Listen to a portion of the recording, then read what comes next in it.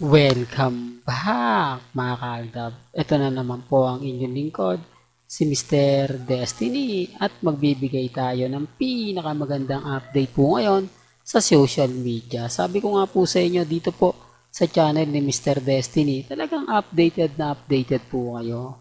Biruin nyo naman kasi mga kaaldab, napakarami pong kwento, napakarami mga kaganapan na kung saan talaga naman pong mapapaisip kayo ng gusto.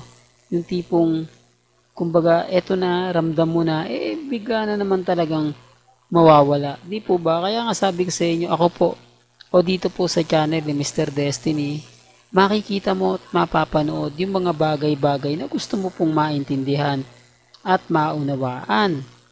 Gaya nga po ngayon, marami pong nag-react sa ina-update natin. Hindi daw, kumbaga, ramdam mo na affected sila mga kaaldab, no?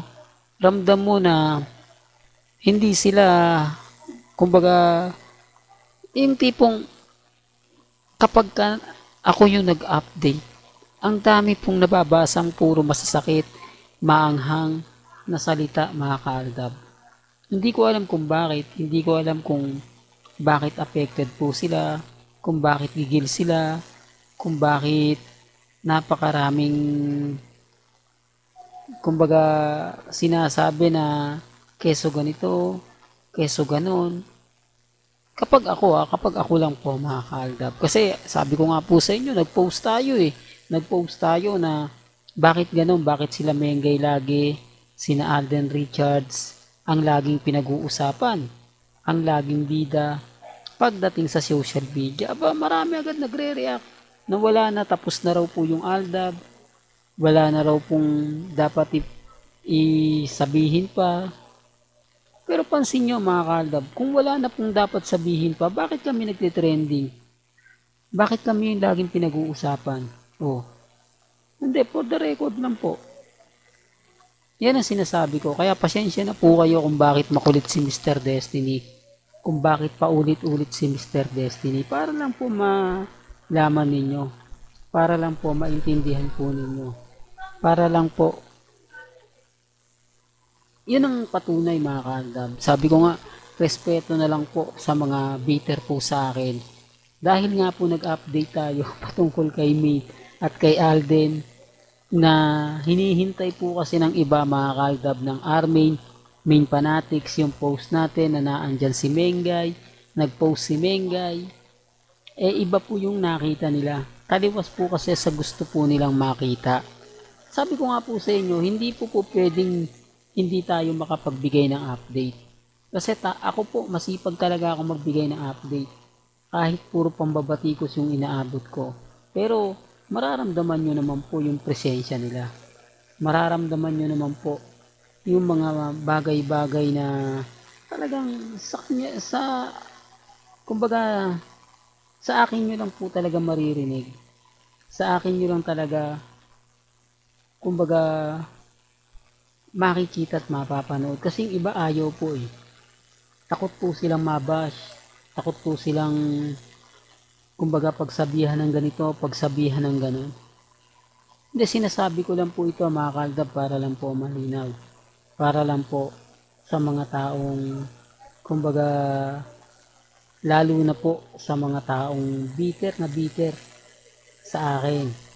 Lalo na po sa mga taong affected sa mga sinasabi at pahayag ko. Hindi po ba? Hindi, real talk po mga kaaldab. Kaya nga sabi ko sa inyo, kaya ako po yung tipo na sunod-sunod po yung mga ina-update natin. Sunod-sunod po yung mga pinapaliwanag ko at sinasabi.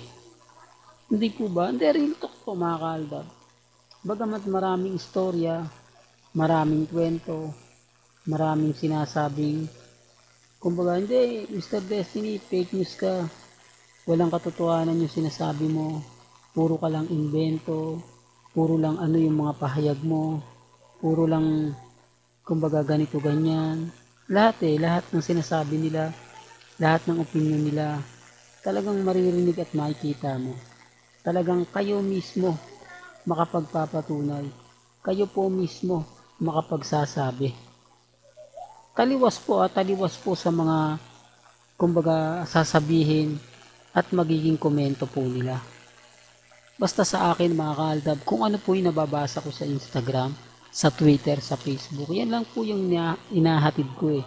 Kasi hanggang ngayon trending po tayo eh sa sinabi ni Mengay na kumbaga patungkol nga po sa issue kay Alden. Hindi po ba? Hindi, real talk to.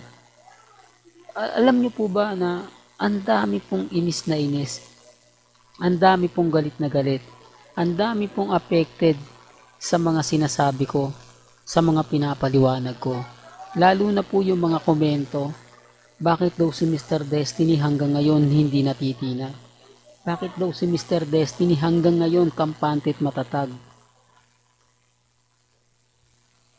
Halos lahat po ng mga sinasabi nila, hindi po talaga affected.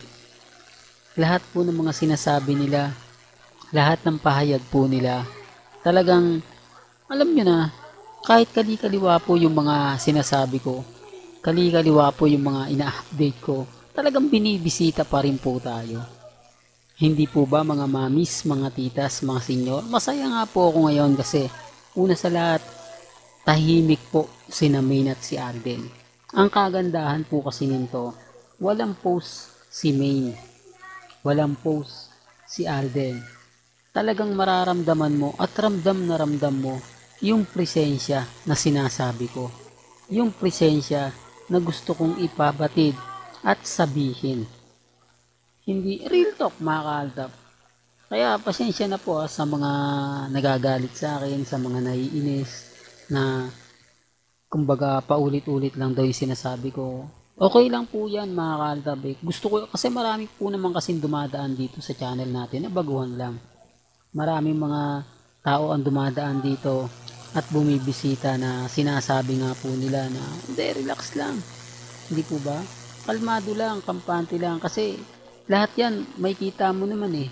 Lahat yan, mababasa nyo naman eh. Lahat yan, mararamdaman nyo naman eh. Hindi po ba?